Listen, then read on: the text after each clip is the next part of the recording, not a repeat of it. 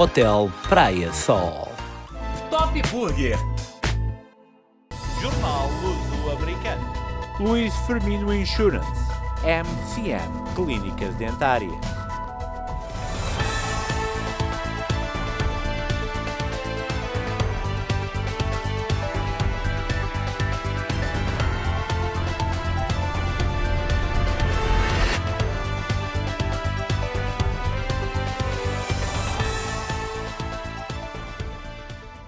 Olá, muito boa noite. O meu nome é Luciano Antunes e hoje muito bem acompanhada.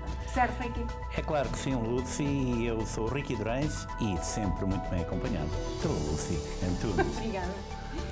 Bem-vindos ao Luso-Americano Magazine. Já sabe, aqui tem acesso a toda a informação das nossas comunidades, a nossa gente, a nossa atualidade e tudo concebido especialmente para si. Ajude-nos a crescer, coloque um like. Siga as nossas páginas nas redes sociais. Seja parte do nosso crescimento com o apoio e uma informação credível e ao momento. Já somos mais de 4 milhões e continuamos a crescer.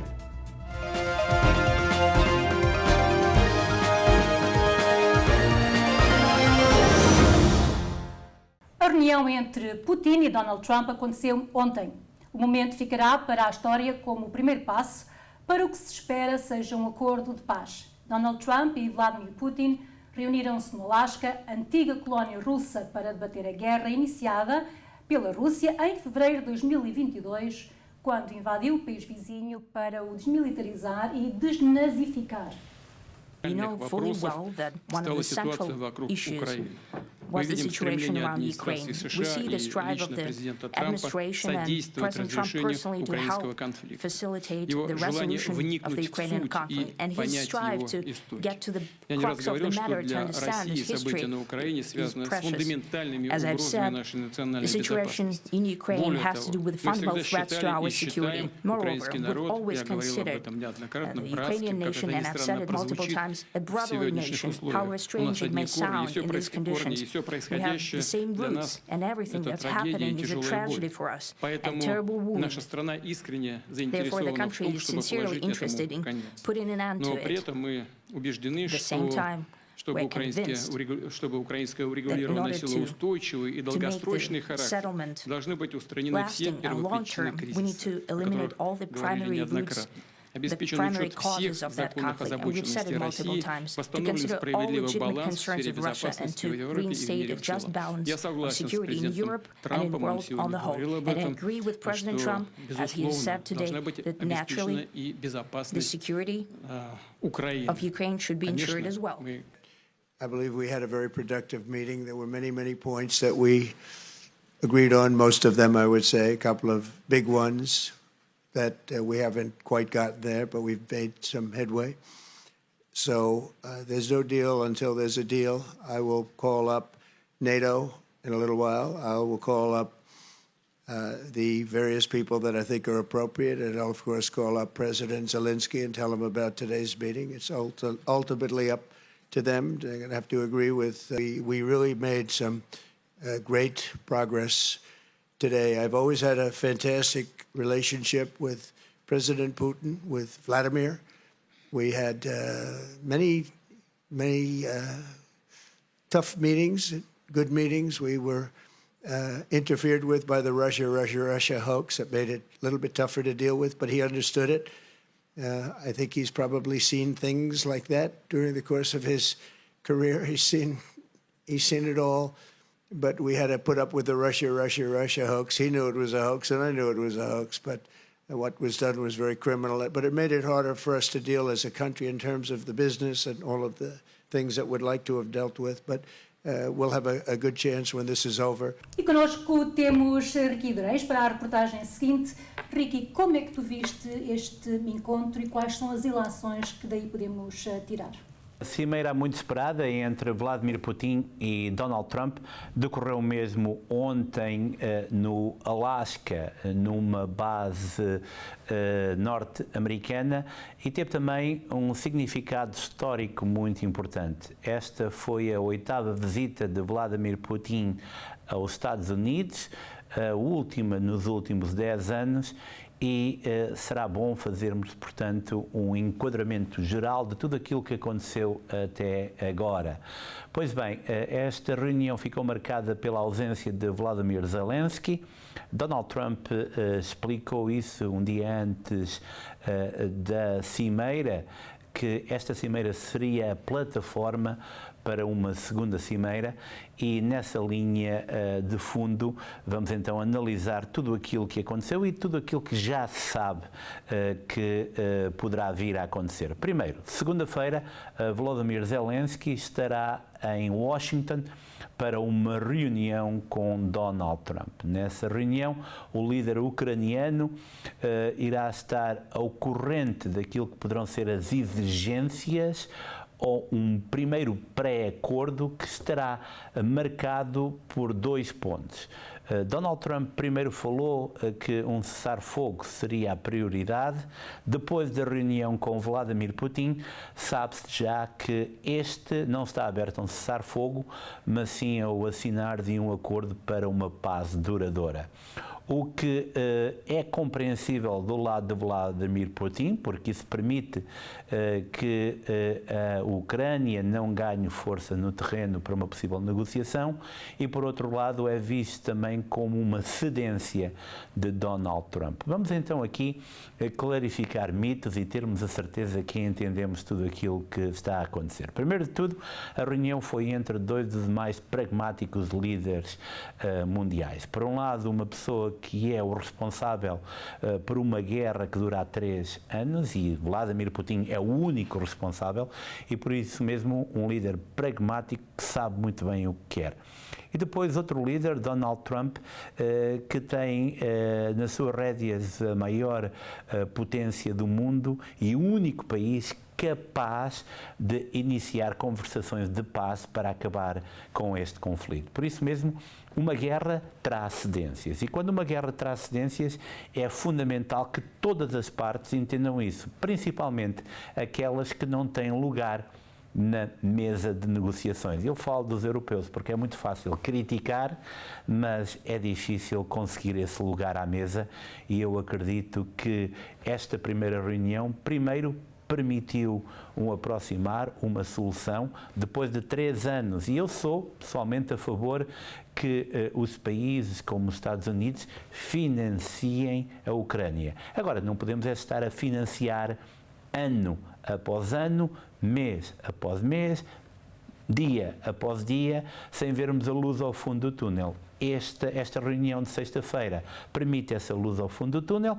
Agora, Volodymyr Zelensky estará ao corrente de tudo aquilo que poderá ser as exigências de Vladimir Putin, e depois aí, na mesa negocial, onde eu espero que estejam também os europeus, para que possam ser parte da solução e não parte do problema, se chega a uma conclusão. E se essa conclusão chama para um cessar-fogo, muito bem, mas se é para uma paz duradoura que possa ser assinada por Vladimir Putin, eu acredito que será uma melhor solução. Agora, em paz, em conversações de paz, é bom que se saiba que não se pode agradar nem a gregos, nem a troianos, terá que haver cedências de parte a parte.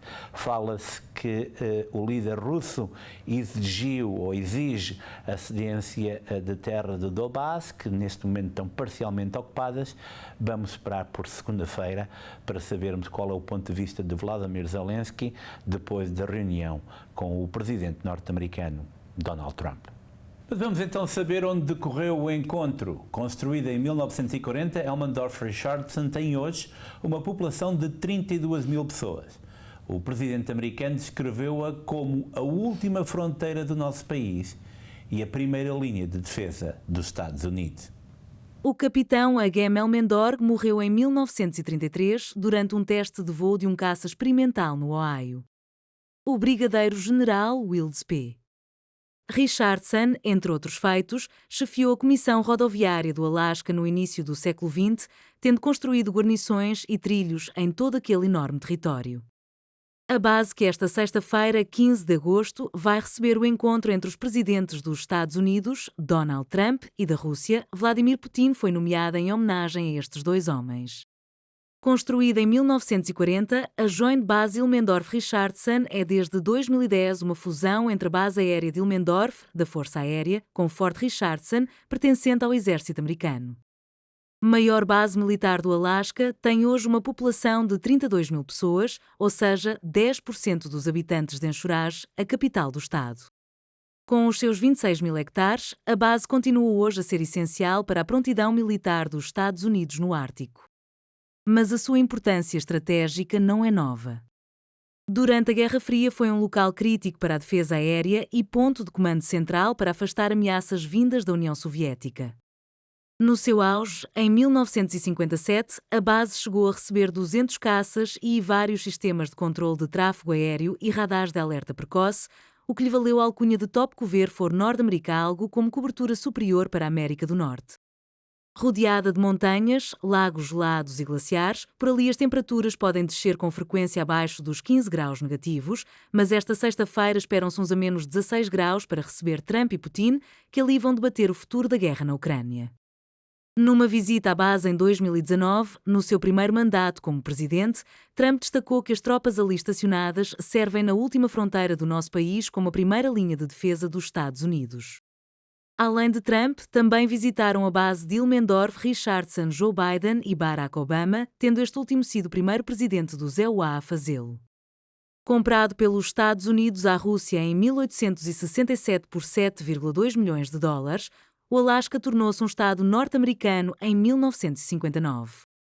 A proximidade geográfica entre os dois países naquela região é tal que a pequena ilha de Diomede, no Alasca, fica a menos de 5 km da grande ilha de Diomede, na Rússia, no Estreito de Bering. E vamos agora mudar de assunto. O Procurador-Geral do Distrito de Colômbia processou esta sexta-feira, 15 de agosto, a administração do Presidente dos Estados Unidos pelo que considera uma tomada hostil da polícia da capital pelo governo federal como parte da campanha republicana contra o crime de rua. As ações do Procurador-Geral do Distrito de Colômbia, Brian Schwab, ocorrem horas após a Procuradora-Geral dos Estados Unidos, Pam Bondi, designada por Trump, para supervisionar a tomada de controle federal da polícia de Washington, D.C., assinar uma ordem para nomear o diretor da administração para o controle de drogas, o conhecido DEA, Terry Cole, como comissário de emergência das forças policiais da capital. Passaram ontem exatamente 80 anos exatos que o imperador Hirohito anunciou aos japoneses a rendição do país, pondo fim à Segunda Guerra Mundial, que na Europa tinha já terminado em maio com a derrota da Alemanha nazi. Seu neto, o imperador Naruhito, numa cerimónia evocativa esta sexta-feira, em Tóquio, expressou profundo remorso pelos acontecimentos que levaram ao conflito e elogiou a era de paz pós-1945. Também o primeiro-ministro Shigeru Ishiba usou a palavra remorso, acrescentando que não se devem repetir os horrores da guerra. Depois de uma rápida modernização na segunda metade do século XIX, que lhe deu tanto poder que derrotou em guerras a China e a Rússia, o Japão entrou numa fase militarista que o levou a expandir o império pela Ásia, com uma má memória que permanece até hoje na China e nas Coreias, e aliar-se na Segunda Guerra Mundial à Alemanha de Hitler e à Itália de Mussolini no eixo. Um ataque surpresa a Pearl Harbor, no Havaí, em finais de 1941, levou o conflito aberto com os Estados Unidos, que entraram finalmente em guerra, tanto na Ásia como na Europa. E se no velho continente a derrota da Alemanha resultou no esforço conjugado dos aliados ocidentais, sobretudo americanos e britânicos, e dos soviéticos, já no Extremo Oriente, foram os Estados Unidos que obrigaram o Japão a render-se, depois de bombas atómicas lançadas sobre Hiroshima, a 6 de agosto de 1945, e sobre Nagasaki, a 9. E já sabe que a nossa app já está disponível na nossa App Store. Este é um passo enorme na nossa aposta, nas nossas comunidades, e pode acompanhar-nos dia a dia, em qualquer parte do mundo, com toda a informação, ao momento, em 3 línguas, português, espanhol e inglês. A app está disponível na loja da Apple e é completamente grátis. Brevemente, estará também disponível no Android. Já sabe, nós estamos agradecidos por ser parte da nossa jornada. E vamos continuar com a informação comunitária.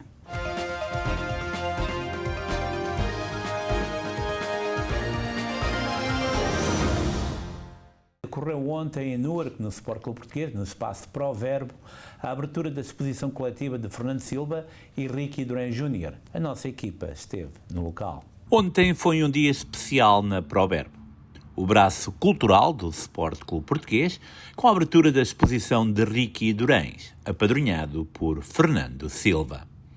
Nós estamos aqui na Galeria Proverbo, no Sport Clube Português, e vamos fazer uma inauguração de uma exposição que vai durar até o fim do mês, do Rick Durán Jr., a quem eu estou a apadrinhar para ser um outro artista, e de maneira que o que temos aqui é algo muito importante, especialmente as obras que ele tem, que são de um abstracionismo fabuloso. O trabalho do jovem assenta num surrealismo que exemplifica exatamente a sua expressão do que é como pessoa, e isso é transmitido através do seu talento. A lot of these paintings that you see are essentially either my interests or really what I think about when it comes to life itself. For example, these two paintings right here are two of my favorite comic book characters, the Joker and Venom. Essentially, these paintings are both oil, and these were one of the first paintings that I actually done because I've always was somebody that drew, but normally I was like, you know what, I think I should get into painting, and foolishly I got into oil painting, not realizing that oil paint ends up drying really slow. So then later on I moved on to acrylic, but both of these hold a special place in my heart.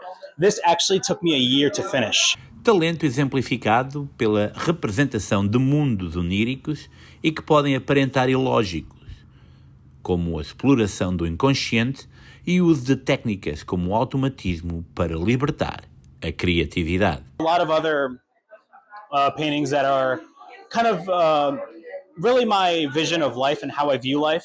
Right here is Light Night. Now, when I was doing this, I was originally thinking of how should I do a landscape how should I do a landscape that in the way I kind of view life itself. And this is essentially my college campus. And I painted this because when I would always go to college, I always viewed as going to the art studio as an escape. These are also ceramic pieces that I've done. Ceramics was something that when I first started, I did not like. It drove me crazy when I did my first ceramic piece. But the thing that I learned about ceramics is the more you work with ceramics, the more you're going to love it. And this just represents the chaos in life, so that's why it's all messed up. And this part of the mask represents the goodness in life. So everything good that happens and all the chaos that happens at the same time, it's blended all together because that's what life is. We deal with everything in life. Para a Proverbo, este é também um passo importante, com a abertura da galeria a novos talentos. Nessa galeria nós estamos trazendo vários artistas e vocês podem conferir aqui a obra do Ricky Durán, que é um artista novo, rapaz, novo, muito interessado pela arte, com a sua própria técnica, e ele está trazendo um novo visual para a Proverbo. E eu agradeço muito a presença dele aqui por essa nova etapa. Estamos trazendo jovens para a Proverbo, os jovens estão vindo para mostrar a sua arte, que eles têm muita criatividade, só não tinham espaço. E agora, com apoio do Sport Clube Português, daqui de Newark, nós temos esse espaço, que é a Galeria Proverbo. Facto corroborado pelo Sport Clube Português, centenária organização determinada a preservar o cunho único que nos caracteriza como comunidade de eleição. Esta sala tem-nos dado oportunidades que não tínhamos antes, e uma delas é conseguir apoiar a nossa juventude. Então, temos aqui um artista luso-americano que tem um talento, e se calhar esse talento estava escondido, só a família é que sabia e mais os amigos, e esta sala dá essa oportunidade, e como o Ricardo, de certeza há muitos mais, e iremos sempre dar o apoio dos... Não vou dizer mais velhos, mais veteranos, mais vintage, aqui sempre para apoiar.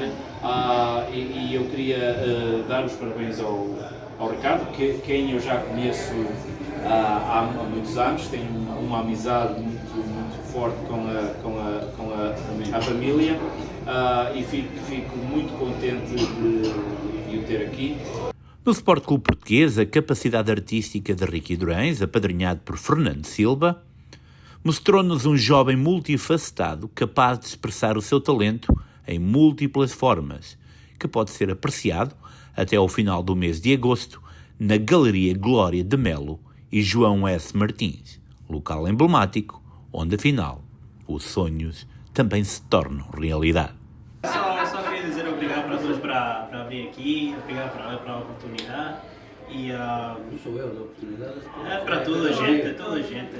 E just want to show you guys just, how great and powerful art is.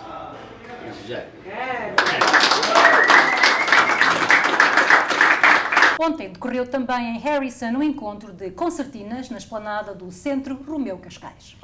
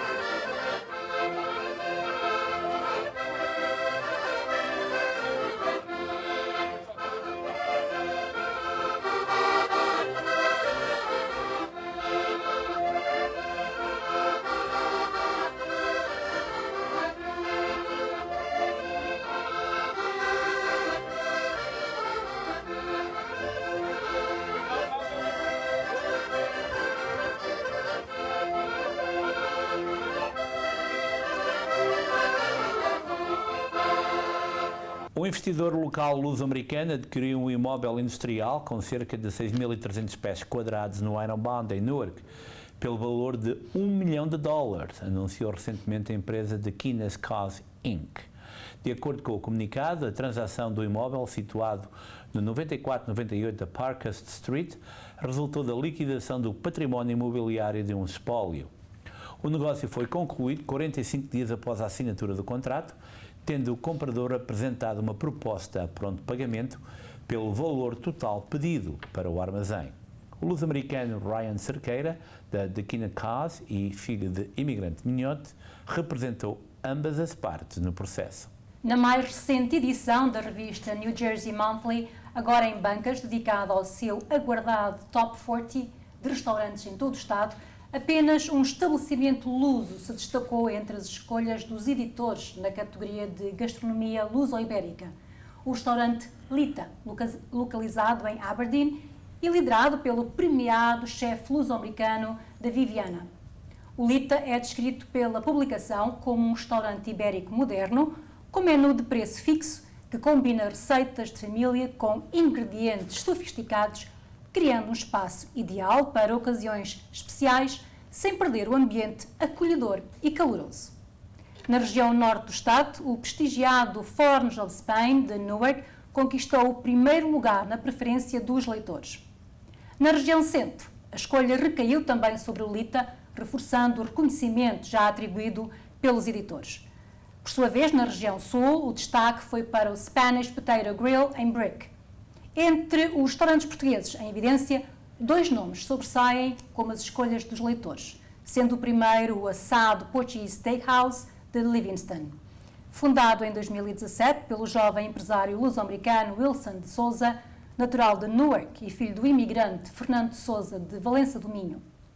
Já o Serrano Bar and Restaurant, em Riverside, com 22 anos de história, é propriedade do imigrante português José Manuel Correia, natural de Cargal do Sal. E vamos agora para um pequeno espaço comercial. Voltamos já. Não se esqueça, coloque um like nas nossas páginas sociais. Até já.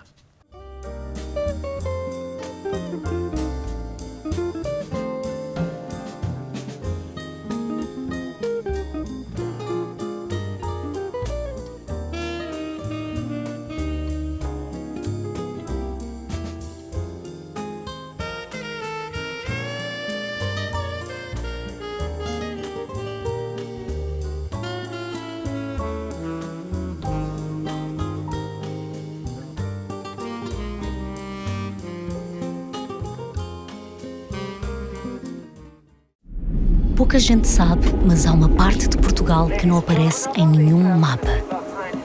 O seu clima é ameno, 22 de máxima e 22 de mínima. O idioma oficial é o português, mas na prática é multilingue. A gastronomia é rica e a sua população é acolhedora. Já recebeu milhões e milhões de visitantes desde 1945. Esta terra faz fronteira com Espanha, Brasil e muitos outros países. Poucos sabem, mas quando entra no avião da TAP está oficialmente em Portugal. Com a simpatia, disponibilidade, iniciativa e atenção de todos os que fazem de cada voo uma fantástica viagem pelo nosso país. TAP, Portugal a voar há 80 anos. Praia Sol. Charme, excelência, clima, qualidade. O melhor valor para tudo o que merece. Férias de sonho, ponto de encontro. Entre Quarteira e Vila Moura. Praia, gastronomia, vida, momentos, tradição. Descubra o seu espaço, reviva o seu mundo. Hotel Praia Sol, afinal estamos bem perto, chegados ao coração.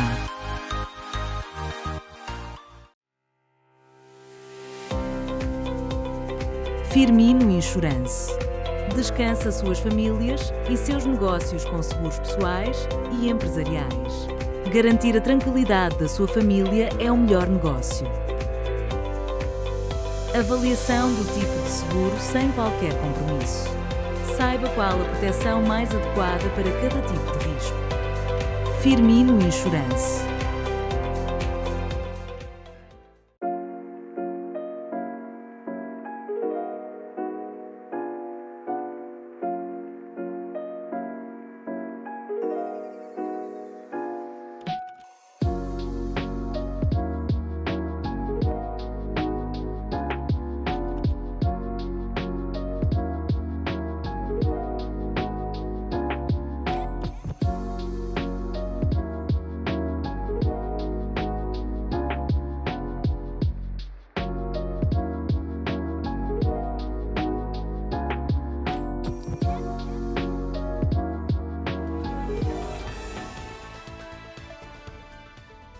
Boa noite, o meu nome é Luciana Antunes. E o meu é Angélica Pinto. Bem-vindos ao Luso-Americano Magazine. A partir deste momento pode seguir a nossa transmissão em direto nas múltiplas plataformas sociais, quer da WNN, quer do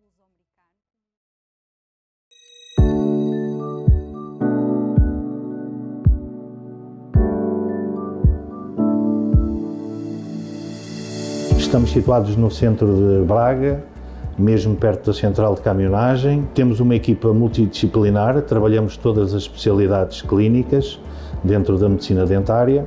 O nosso principal foco é a qualidade, por isso é que apostamos em médicos com bastante experiência. Nós temos facilidades de pagamento, portanto somos uma clínica acessível a todas as bolsas.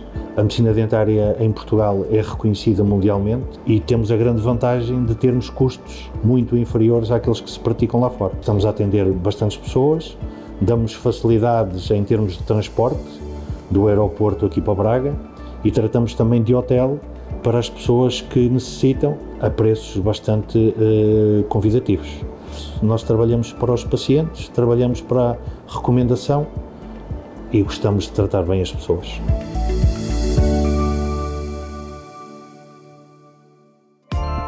Top Burger.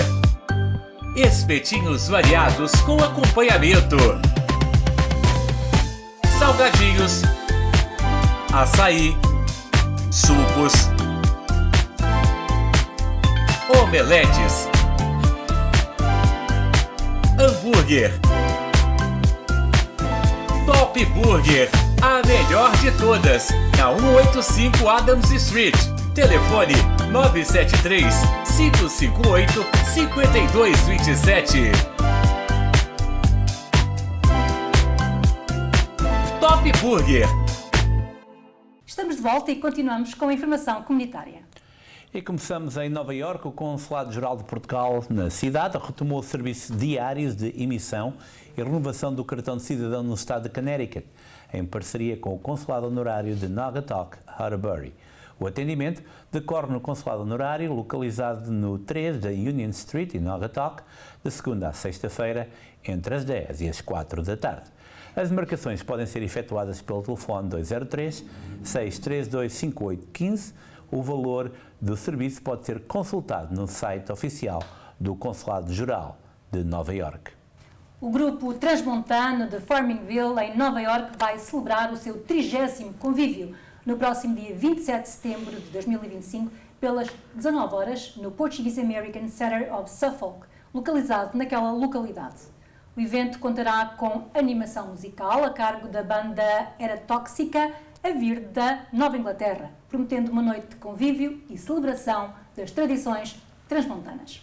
Na edição de agosto de 2025, a conceituada revista Boston dedica a sua capa ao tema The Ultimate New England Seafood Guide, colocando a gastronomia portuguesa em evidência no panorama culinário da região. Ao compilar a lista dos Top 5 Boston Cod Dishes, a publicação inclui o restaurante Baleia, no bairro de South End, recomendando 2 pratos emblemáticos, Salt Cod Pastéis e Seared Cod.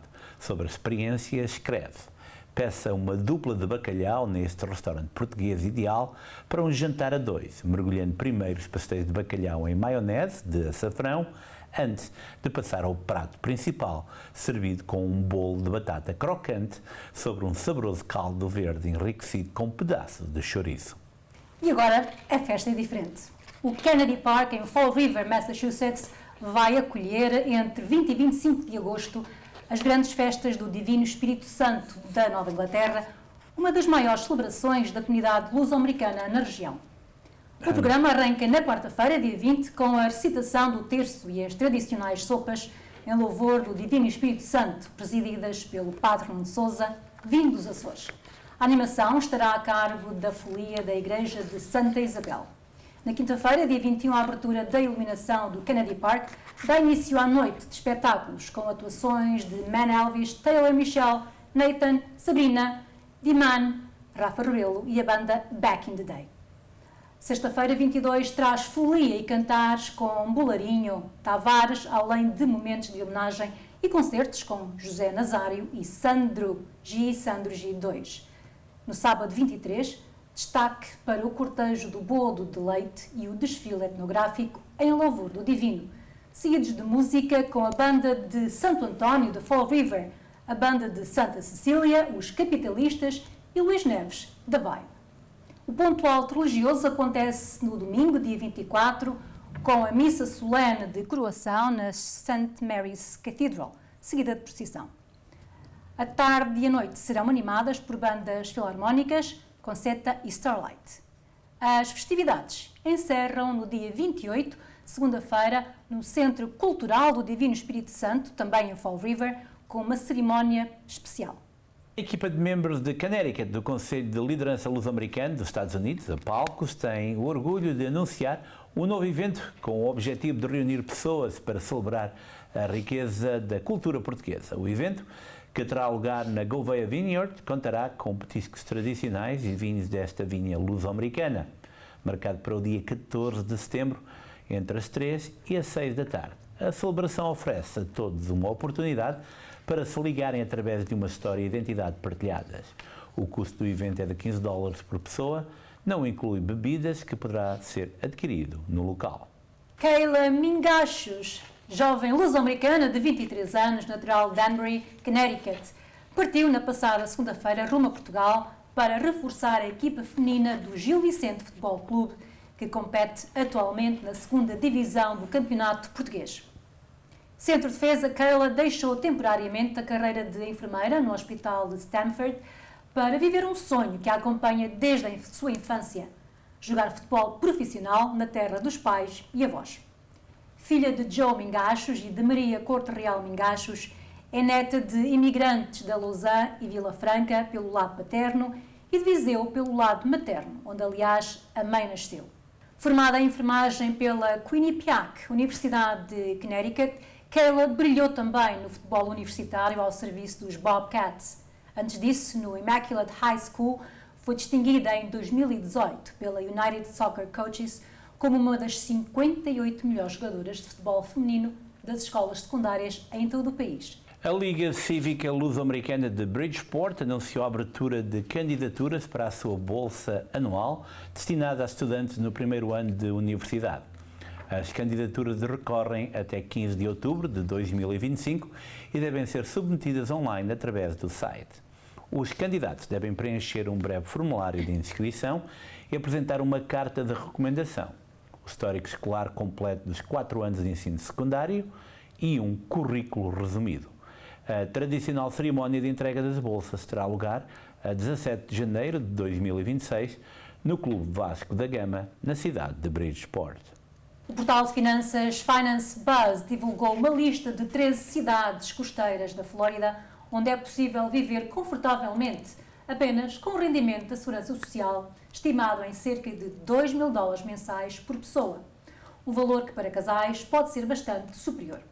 Entre os destinos apontados figura Palm Coast, no condado de Flagler, conhecida pela sua comunidade portuguesa numerosa e ativa. Situada entre as praias atlânticas e a histórica cidade de St. Augustine, Palm Coast distingue-se pelos canais, trilhos pedonais e parques bem cuidados. É uma cidade planeada que oferece qualidade de vida, proximidade de unidades de saúde e um leque variado de atividades ao ar livre. William Leonard Pereira, um dos nomes mais influentes da arquitetura modernista americana do século XX, tinha origens portuguesas por via paterna. Nascido em Chicago a 25 de abril de 1909, o arquiteto é lembrado sobretudo por projetos emblemáticos como a Transamerica Pyramid, em São Francisco, e o Aeroporto Internacional de Los Angeles. No entanto, poucos conhecem a ligação de Pereira a Portugal, mais concretamente à comunidade judaica sefardita portuguesa. Filho de Saúl Pereira e Sarah Friedberg Pereira, William descendia de uma família com um percurso marcado pela diáspora judaica. O ramo paterno tinha origem sefardita portuguesa, enquanto os restantes ascendentes eram judeus ashkenazi. O apelido Pereira, de origem ibérica e comum tanto em Portugal como na Galiza, foi sempre mantido ao longo da vida e carreira do arquiteto. O superintendente escolar de Los Angeles, o luso-americano Alberto Carvalho, criticou a atual situação em matéria de imigração, referindo que as crianças não podem aprender neste ambiente, mas deixou também uma mensagem de esperança. Today was, by all accounts, the smoothest opening of schools we have had in recorded history in Los Angeles. What I saw, what our board members saw, the data that I'll be sharing with you, accounts from parents, students, teachers, and principals across the entire district, from north to south, east to west, did not vary.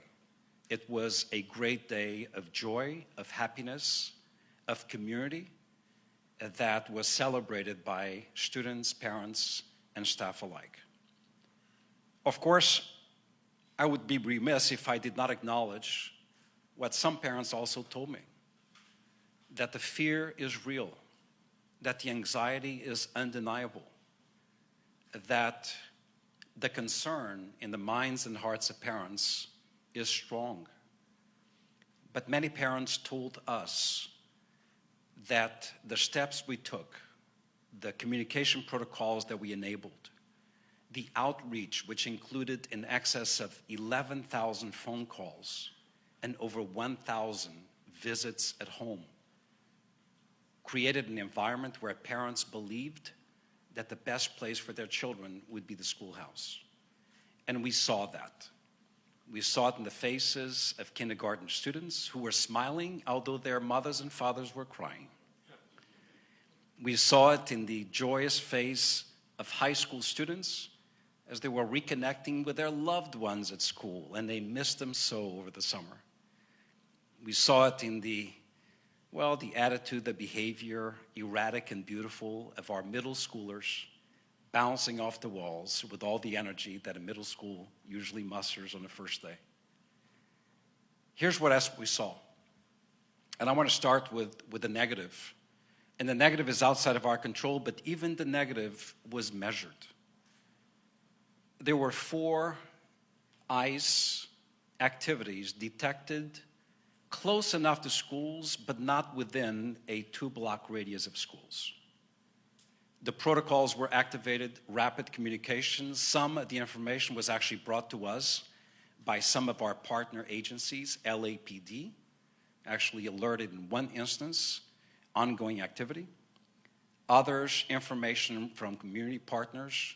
We activated our protocols and we quickly notified the schools as well as the workforce and every family member who has children enrolled in our school system.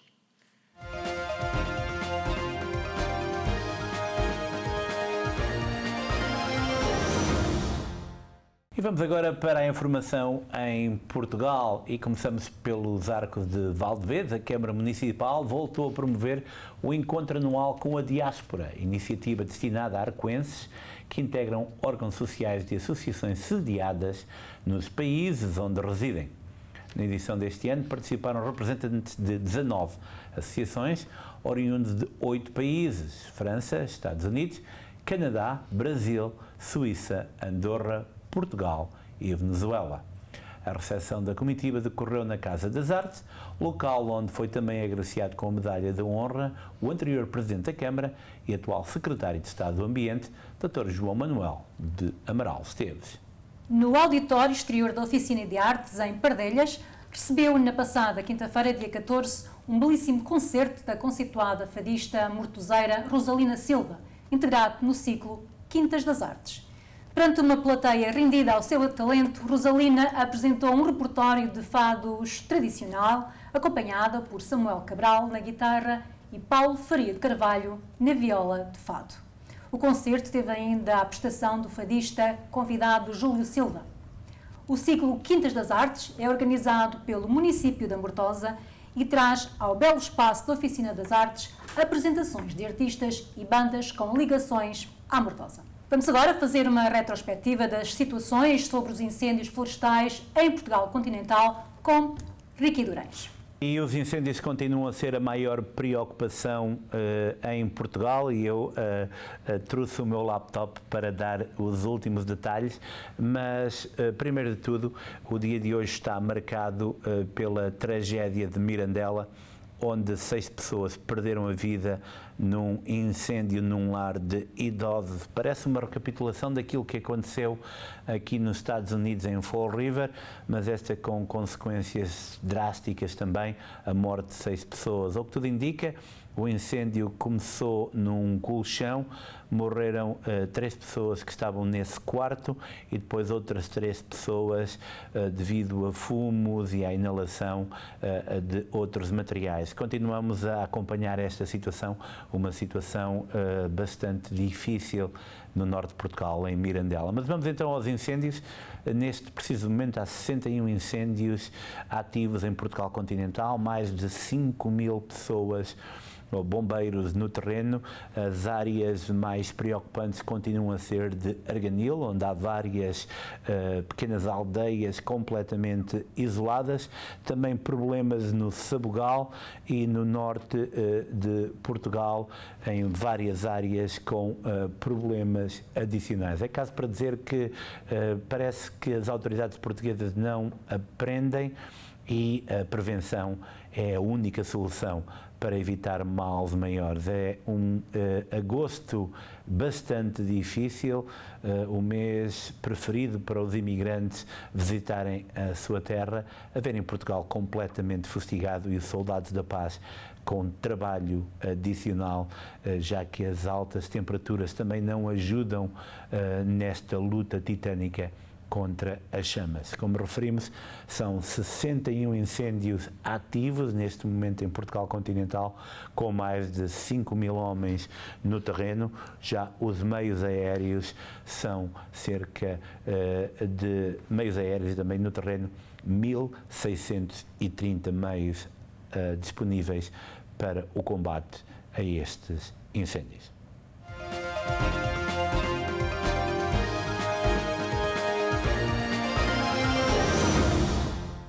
O ministro das Finanças israelita Bezalel Smotrich aprovou hoje um plano para a construção de milhares de novas habitações entre Jerusalém e o colonato israelita de Maale Adumim, visando enterrar a criação de um Estado palestiniano.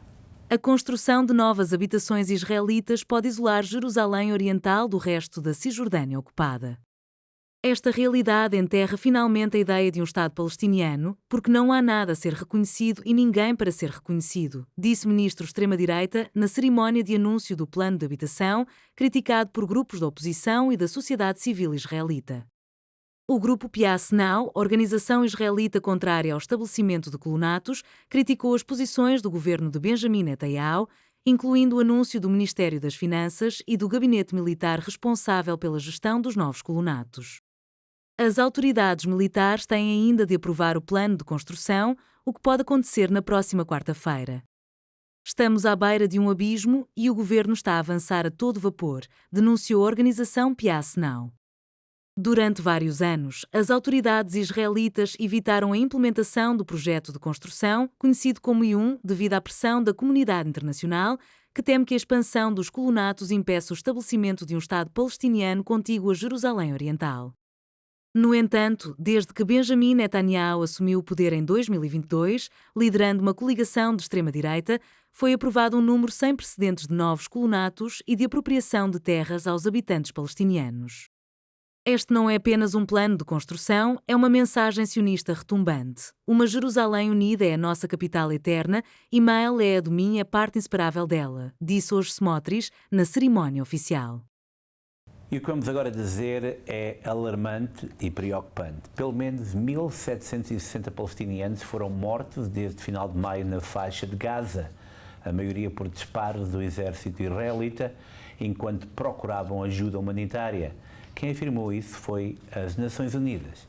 Entre 27 de maio e 13 de agosto, o Gabinete dos Direitos Humanos da ONU, para a faixa de Gaza, registrou pelo menos 1.760 palestinianos mortos, enquanto procuravam ajuda, 994 nas proximidades dos locais da Fundação Humanitária de Gaza e 766 ao longo da rota dos comboios de abastecimento, indicou num comunicado.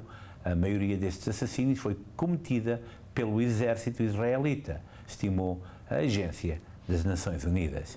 E de Israel até ao Brasil, onde a defesa de Jair Bolsonaro pediu ao Supremo Tribunal Federal a absolvição do ex-presidente brasileiro, julgado por alegada tentativa de golpe de Estado após as eleições presidenciais de 2022, vencidas por Lula da Silva.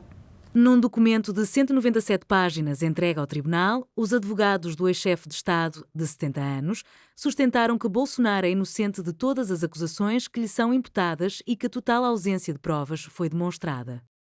O líder do campo conservador na maior economia da América Latina deverá conhecer em breve o desfecho do julgamento. Juntamente com 7 colaboradores, Bolsonaro é acusado de tentar garantir a sua manutenção autoritária no poder apesar da derrota frente a Lula da Silva esquerda. Em 8 de janeiro de 2023, uma semana após a posse de Lula, milhares de apoiantes de Bolsonaro invadiram as sedes dos 3 poderes em Brasília, denunciando uma alegada fraude eleitoral e apelando para uma intervenção militar. Bolsonaro declarou-se inocente em junho perante o Supremo Tribunal Federal, afirmando que um golpe de Estado é algo abominável. O ex-presidente poderá ser condenado a 40 anos de prisão. No início de agosto, antes mesmo da conclusão do julgamento, Bolsonaro foi colocado em prisão domiciliária na sua casa em Brasília por ter desrespeitado uma proibição de se expressar nas redes sociais. Apesar de ter sido declarado inelegível até 2030 por ataques sem provas à fiabilidade das urnas eletrónicas, o ex-presidente mantém a esperança de concorrer às presidenciais de 2026. Entretanto, o presidente da primeira sessão do Supremo Tribunal Federal do Brasil, Cristiano Zanin, marcou para 2 de setembro a primeira sessão de julgamento e ação penal da tentativa de golpe de Estado, cujos réus são o ex-presidente Jair Bolsonaro e mais 7 pessoas consideradas as principais integrantes da organização criminosa denunciada pela Procuradoria-Geral da República. De acordo com os meios de comunicação brasileiros, as sessões do julgamento serão realizadas entre os dias 2 e 12 de setembro. E agora em Espanha, um dos feridos no combate a um incêndio na região de Castela e Leão morreu, elevando para 3 o número de vítimas mortais dos fogos florestais no país, anunciaram as autoridades. O ministro do Interior, Fernando Grande Marlaska, confirmou a morte na televisão pública nacional, apresentando as condolências à família, aos colegas e a toda a sociedade. O governo regional disse nas últimas horas que 3 dos feridos internados no hospital de Valladolid permaneciam em estado crítico na unidade de queimados e 2 na unidade de cuidados intensivos, um deles em estado crítico e outro com prognóstico grave.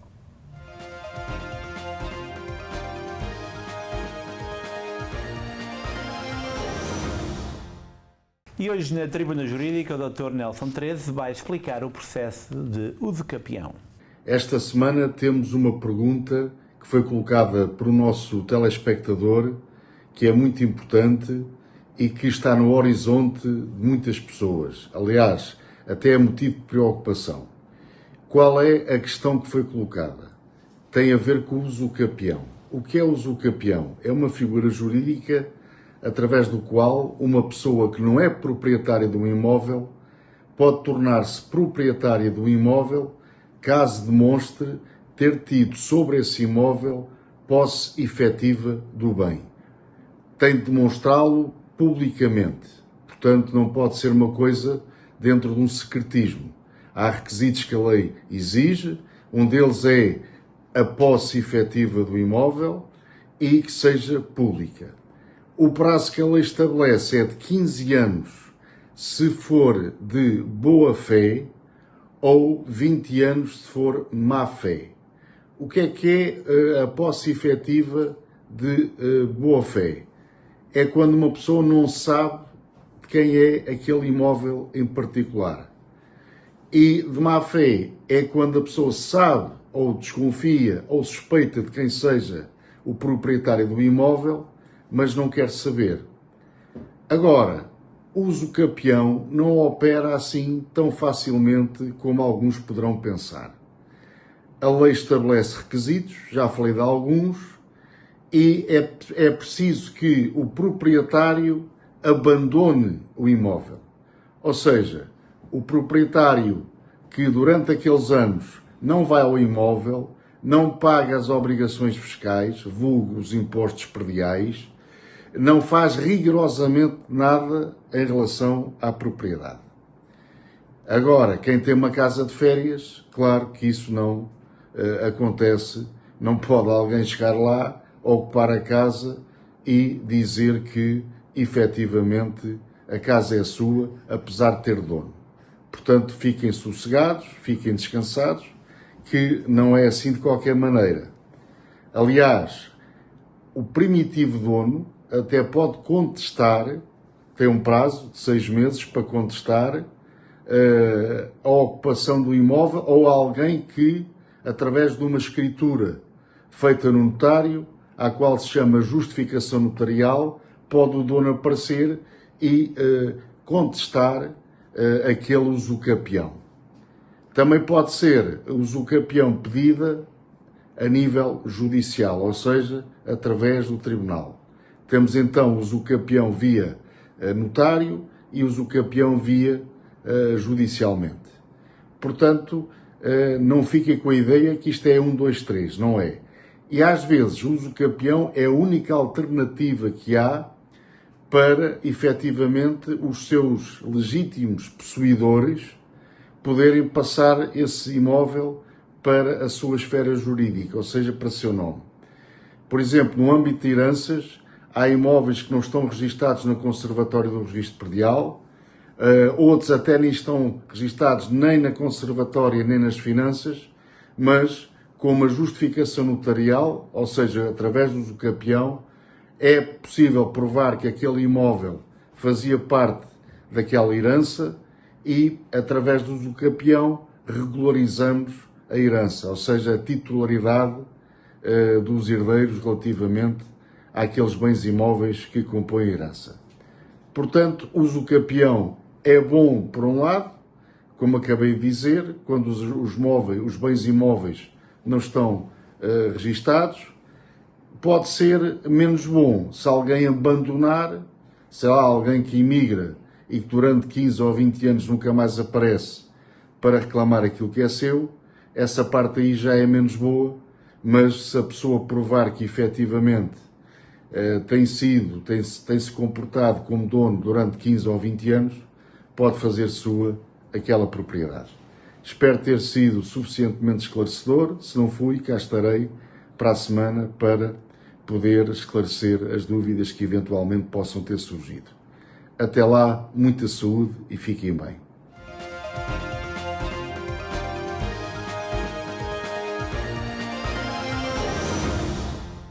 E agora a altura para irmos à nossa agenda comunitária.